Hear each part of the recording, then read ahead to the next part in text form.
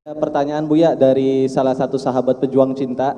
Pejuang cinta nih barangkali teman-teman yang nggak tahu ada program di radioku ya di Al-Bahjah 92,9 FM Cirebon itu menanyakan Buya, bagaimana cara melepas rasa cinta di saat sudah terlanjur cinta. Jadi si beliau ini Ahwat nih langsung ke tiga Buya, nggak melalui tahap 1, tahap 2 karena cintanya itu karena diperhatian, di SMS-in, di WhatsApp-in. Nah, setelah dia tahu dia dimodosin, bagaimana cara melepas cinta tersebut Buya? Baik, tolong ekonya dikurangi ya, karena kalau gema tidak terdengar. Saya pun tidak bisa mendengar. Mungkin ada di antara yang hadir mungkin sudah terlanjur aku mencintainya, nggak pakai prosedur yang satu dan kedua. Tiba-tiba pokoknya kalau sudah dereng SWA dari dia gemetaran saya. Kalau membacanya sudah deg-deg plus. Sudah. Nah, ini sudah mencintai. Bagaimana caranya kalau saya sudah terlanjur mencintai untuk bisa mengabadikan cinta? Atau bagaimana? Apa yang harus saya lakukan? Saya terlanjur mencintai tapi tidak pakai prosedur pertama dan kedua. Fase 1, 2 tidak ada. Marhalah pertama, kedua tidak kita lewati. Tiba-tiba yang jelas saya sudah saling mencintai.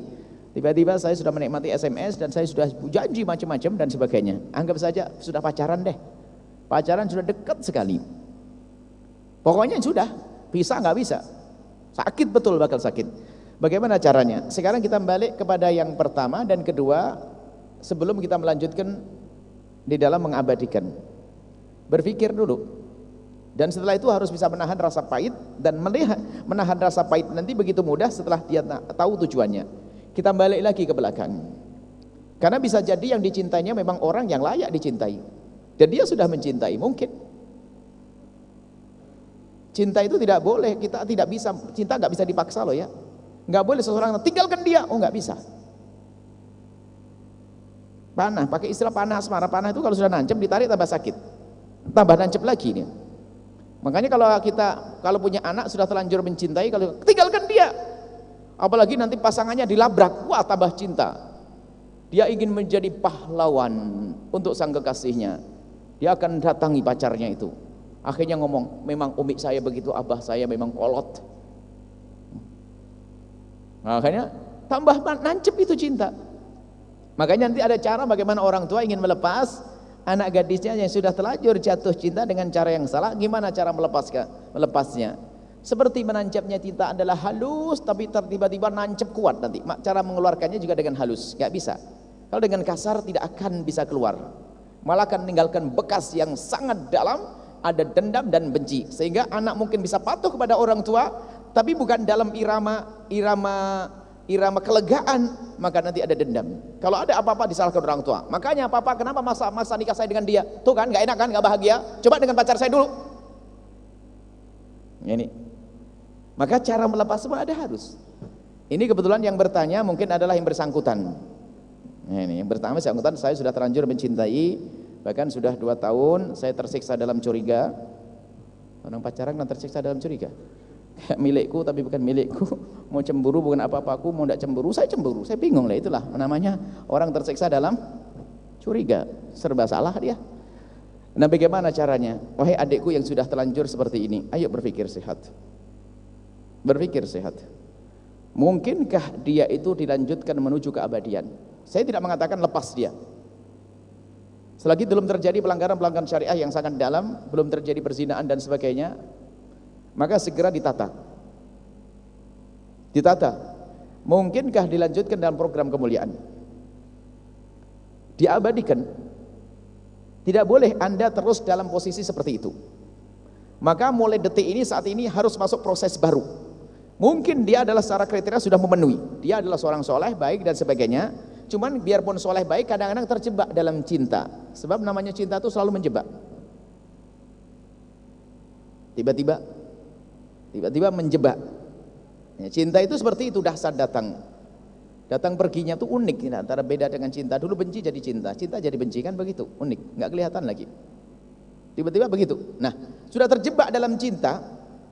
Di saat dia terjebak dalam cinta, bagaimana sekarang? Lihat dia. Mungkin dia adalah laki-laki baik bagimu, wahai adikku, anakku. dia baik, seorang soleh. Yang jelas saya sudah melanggar Allah, saya terjebak dalam cinta yang haram, saya dising WA dan meneruskan ini, saya masuk dalam wilayah haram. Anda harus mulai hari ini berhenti. Stop itu semuanya. Jangan Anda mau dibohongi oleh dia. Untuk menguji dia serius tidak dengan Anda. Melangkahlah kepada yang keempat, tapi dengan catatan dia masuk kriteria. Kriteria dulu ya. Masuk kriteria, nanti ada dua. Ternyata dia ada masuk kriteria, nanti lebih mudah untuk menjauhkannya. Sekarang dia masuk kriteria, dia benar, dia baik, dia soleh, dia baik dengan ibunya, dia rajin sholat, maka Anda mencintai dia. Anggap saja Anda terjebak cinta dengan ustadz. Tidak semua ustadz lembut loh ya, hati-hati. Ustadz serem ada loh ya. Anggap saja, bagaimana Anda perlu sekarang memutus komunikasi dengan dia dengan bahasa yang selama ini Anda terbiasa dengan bahasa asmara. Baru sekarang Anda putuskan, mulai hari ini, detik ini saya baru dengar tausiah semacam ini. Kita akan berpikir singkat. Dalam sebulan ini yuk kita mendiskusikan tentang bagaimana mengabadikan cinta. Maksudmu apa? Syaratnya memang dia baik. Ayo kita melangkah kepada pernikahan, selesai. Nah, ini cara. Kalau ternyata laki-laki itu atau perempuan itu mengatakan nah, masih gini, apa artinya kita dengan gini? Kita akan dimurkai oleh Allah. Dan awas kalau dia tidak segera menjawab, karena pernikahan kan mengabadikan cinta. Kalau dia tidak segera menyambut seruanmu dalam mengabadikan cinta, jangan-jangan dia adalah dusta dengan cintanya. Mungkin dia SMS-nya itu, WA-nya itu adalah sebelumnya 4 nomor yang dikirim. Anda bagian yang salah satu. Hati-hati. Anda tidak tahu, kan begitu. Karena menuju kepada kemuliaan kok malah tidak mau membuka diskusi. Tidak, saya belum siap. Kalau memang belum siap ditanya, apa alasanmu? Saya belum punya kerjaan. Enggak penting, kita cari bersama-sama. Sampai Anda mengalah merendah seperti itu, kok tidak mau, ketahuilah sebetulnya dia tidak ingin mengabadikan cinta. Sebetulnya dia hanya cinta sesaat. Jangan Anda mau dibohongi.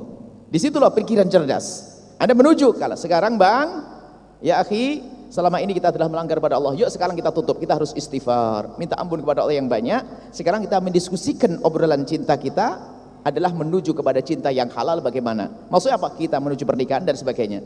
Kalau dia menyambut, selesai. Tapi kalau tidak, Anda harus paham dan cerdas penundaan itu. Kalau ternyata kendalanya pun Anda selesaikan belum mau, sebetulnya dia tidak mencintai. Alasannya ekonomi. Anda sebagai seorang perempuan mengatakan, aku tidak mementingkan itu. Kan rezeki bisa dicari bareng-bareng. Alasannya belum kuliah. Saya jamin insya Allah saya akan dukung dalam kuliah. Saya tidak akan repoti kamu dalam kuliah. Apalagi alasannya? Alasannya aku masih punya adik belum selesai sekolah. Nanti kita bantu bareng-bareng. Lah kok masih gak mau? Bohong. Dia hanya pengen, ya suka-suka saja. Itu pun waktu WA kepada Anda dengan sambil tidur, gak sadar ya. Bukan karena dia rindu dan cinta. Awas, hati-hati. Nah ini, kalau ini, maka di saat diajak menuju mengabadikan ini sudah kebaca orang itu serius atau tidak. Serius atau tidak. Nah ini bagi yang memang orang tersebut masuk kriteria Anda. Tapi yang tidak masuk kriteria, sudah terlanjur cinta. Memang betul gula Jawa rasa coklat. Dulu ada pepatah Jawa Timur, lebih serem lagi itu. Bukan gula Jawa, kucing rasa coklat. Nah itu parah lagi itu. Sudah Anda ngerti itu, repot kalau begitu. Dia nggak benar dan sebagainya. Nah maka yang perlu ditajamkan adalah masa depanmu dihubungkan dengan negatifnya dia. Dia bukan orang ahli sholat, gimana bisa menghantarkan ke surga? Dia bukan orang yang baik dengan bapak ibunya, bagaimana bisa mengajariku untuk berbakti nanti sampai kepada ridho Allah? Terus Anda matangkan itu. Hubungkan sifat dia yang tidak baik kepada kesinambungan cinta itu. Dia tidak sholat, dia punya perilaku nggak benar. Sampai uniknya, kalau sudah cinta, ada seorang perempuan, seorang anak gadis, itu tidak tahu cintanya cinta apa. Sampai suatu ketika ribut di warung bakso, dilempar mangkok mukanya, merah begini. Itu katanya apa? Di saat diadili, maksudnya ibunya, bapak ibunya mau ngelerai dia mengatakan, yang salah saya kok ma. Sudah dilempar mangkok, masya Allah, baik benar itu perempuan. Yang salah saya kok ma. Laki-laki baik itu, biarpun perempuan itu layak dipukul, tidak akan memukul. Laki-laki baik, hei anak perempuanku, biarpun engkau layak dilempar mangkok, tidak akan lempar mangkok kepadamu. Jangan menjadi perempuan yang layak dilempar mangkok ya, hati-hati. Jadilah perempuan yang baik. Nah, ini ada model seperti itu. Dan banyak orang mencintai betul-betul gila, buta. Gak pakai kriteria. Nah, sekarang gunakan akalmu demi kesinambungan ini. Kalau memang dia ternyata, ini yang kedua, gak masuk kriteria, maka ketahuilah tidak mungkin kita itu bisa meninggalkan begitu saja, kecuali Anda sekarang berpikir positif. Gak mungkin langsung Anda tinggalkan des. Karena apa? Anda punya nurani hati yang gak bisa dilepas begitu saja. Maka sekarang Anda berpikir untuk berpindah ke lain hati selain dia. Anda berpikir tentang laki-laki soleh, dan Anda bayangkan tentang laki-laki soleh yang baik dan sebagainya, dan pastikan Anda melangkah ke sana. Anda cari orang yang soleh, yang baik, yang benar, biarpun Anda mencintai dia, terserah apa kata orang, khianat, Anda paksakan anak Anda berpikir masa depan. Aduh berat, tidak apa-apa. Nanti pada akhirnya, kalau mungkin Anda diskusi dengan seorang ustadz, orang tua, sahabat, tolong Anda tidak laki-laki yang baik. Anda harus berani berkata seperti itu. Biarpun Anda sudah punya cinta, tapi orang itu nggak layak untuk dilanjutkan. Kalau tidak layak dilanjutkan, jangan dipaksain, Anda akan terjerumus. Cuman biasanya kalau sudah orang terlanjur jatuh cinta tuh repot. Suatu ketika saya nasihati anak gadis, ibunya datang kepada kami dan anaknya saya nasihati. Memang laki-laki itu nggak pantas jadi pasangannya dia. Dia pacaran sampai orang tuanya pengen menjauhkan dia dari pasangannya, nggak bisa. Didatangkan kepada kami untuk dinasihati. Saya nasihati setengah jam. Saya nasihati lebih. Saya ajak bicara tentang suami yang ideal tuh begini, menyayangi ini. Lalu saya tanya, jujur nak ya, nanti saya bantu apapun yang terjadi. Dengan kamu, dengan dia saya bantu. Cuman kamu harus jujur dengan saya. Apakah laki-laki itu seperti yang Buya ceritakan suami ideal itu? Apakah laki-laki itu layak untuk menjadi suami idealmu? Spontan dia geleng. Wah, ibunya senangnya luar biasa, langsung dipeluk itu anak.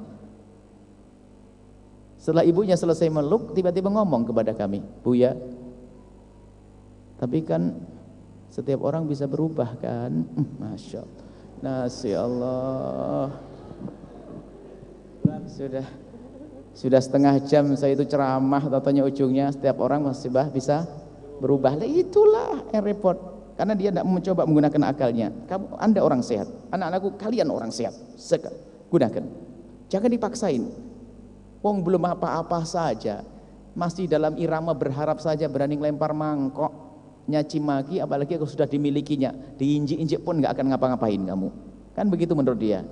Maka jangan ragu, di saat dia tidak pantas, maka cara yang paling tepat adalah kurangi komunikasi dengan dia. Kalau langsung diplek begitu, Anda beban. Mungkin reaksi dari dia juga berat. Maka perlahan Anda komunikasi dengan orang lain, maksudnya dengan ustadz untuk mencari ustadz, ada laki-laki yang baik buat saya kira-kira, ada ini gimana orangnya, gini. Mulailah perlahan. Sebab hatimu tidak mungkin kosong dari cinta, harus ada yang dicintai. Maka cinta itu dialihkan.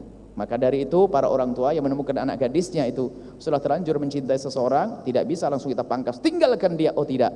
Agar tapi mungkin kita dekatkan dengan sifat-sifat orang soleh, bukan kita suruh dia pacaran lagi, tidak. Setiap saat kita ajak diskusi, dan bukan dalam bahasa emosi. Kadang orang tua pun juga terlalu bersemangat, jangan tinggalkan dia, pilih ini yang baik. Oh nggak bisa begitu.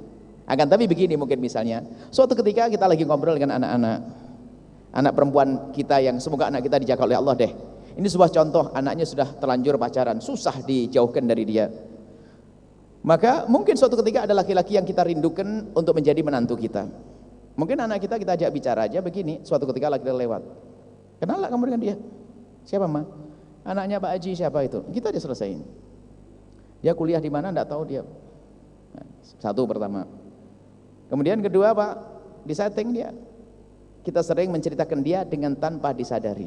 Masya Allah, anak itu baik banget. Bahkan mungkin kita ngomong dengan istri, anak itu di samping kita tanpa sengaja. Pak, itu anak laki-laki baik banget tuh. Masya Allah. Sama ibunya, dia denger, ngerekam dia. Ngomong apa mama tadi? Tapi kalau dengan sengaja kita mendengarkan, saya mau dicabut dari cinta saya ya, nggak mau. Dia akan ngomong gitu. Jadi halus. Mungkin seorang bapak soalnya ngomong. Tadi di saat dia datang lo sambut, oh masya Allah, gini. Tapi jangan dibahas tentang urusan cintanya anak gadis kita itu. Nanti dia akan tersinggung siap. Hanya pikir ulang. Ketahuilah, mama akan setuju aja nanti. Yang penting kamu pikir ulang. Tapi sisi lain, coba pikirannya sudah mulai dipengaruhi dengan pikiran yang positif. Sering diajak ngobrol, kita ngobrol, dia datang kemudian, atau kita datang ke rumahnya tiba-tiba, mana si Ahmad itu? Insya Allah ngomong sama bapak ibunya, Masya Allah anak soleh, Insya Allah semoga nanti dapat istri yang solehah dan sebagainya. Tanpa diarahkan ke anak kita, enggak. Tapi sang anak ini karena sering mendengar, itu secara otomatis nanti. Apalagi nanti sifat jelek calon pacarnya ini, jangan disebut-sebut juga, akan ditunjukkan kelebihan yang lawan daripada sifat jeleknya. Misalnya pacarnya kita ketahui aibnya adalah suka marah dan sebagainya. Masya Allah, dia anaknya penyabar ya. Anak ibu ini penyabar banget, sama ibunya sabar, telaten, enaknya, Masya Allah. Ini ibu yang bahagia dan punya anak ini. Dia diam-diam akan merekam ungkapan-ungkapan seperti itu. Maka kepada para orang tua yang sudah telanjur menemukan anaknya jatuh cinta, jangan dipaksa. Maka kalau dipaksa malah berontak. Dan berontak itu nanti menjadikan sebab ketidakindahan. Tapi kecerdasan orang tua bisa memisahkan, menjauhkan dengan cara yang sangat halus dan indah tanpa dirasa. Tiba-tiba anak nanti bergeser karena cintanya akan kebaca oleh dia sendiri. Bahwasanya cinta itu sudah nggak benar dia. Masa dia mukuli saya? Masa dia kejam sama saya? Masa dia tidak sholat? Nggak mungkin diabadikan. Akan runtuh itu cinta. Kenapa? Tidak dibangun di atas dasar kemuliaan. Baik, itu saja insya Allah.